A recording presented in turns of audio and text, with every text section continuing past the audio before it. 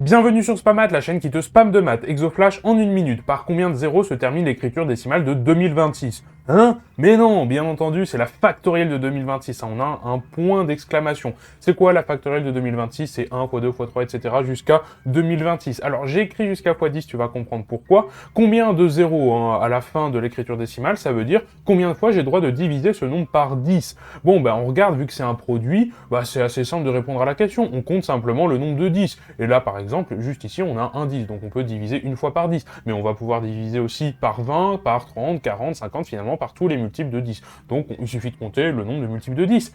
Mais non, pas du tout, c'est beaucoup plus compliqué que ça, puisque 10, il n'y a pas qu'avec les multiples de 10 qu'on peut l'obtenir. 10, c'est pas un nombre premier, il se décompose sous la forme 2 fois 5.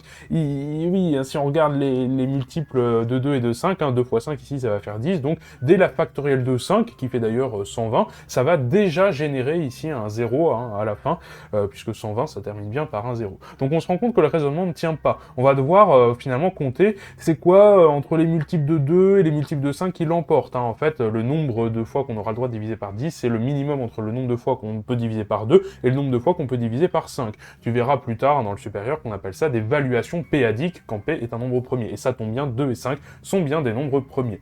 Alors pour ça, on regarde, c'est évidemment le nombre de 5 qui va l'emporter ici, puisqu'il y aura beaucoup moins de 5 que de 2 dans la décomposition entre 1 et 2026. Donc on fait une division euclidienne, 2026 divisé par 5 en prenant la partie entière, c'est 405. On fait la même chose avec toutes les puissances de 5 jusqu'à 2026, c'est-à-dire 5 au carré, ça fait 25, donc on fait la division, ça fait 81. 5 au cube, ça fait 125, avec la division, ça va faire 16. 5 puissance 3, 625, on fait la division, ça fait 3. Et évidemment, 5 puissance 4, ça va dépasser, on va dépasser 2026, donc ça n'a plus aucun intérêt. Finalement, on fait la somme, 405 plus 81 plus 16 plus 3, ça fait 505. La réponse, c'est donc 505. Il y a donc 505 zéros à la fin de l'écriture de la factorielle de 2026, et ça, c'est absolument gigantesque. Si tu veux la correction complète et détaillée de cet exercice, c'est sur la chaîne YouTube de Spamat.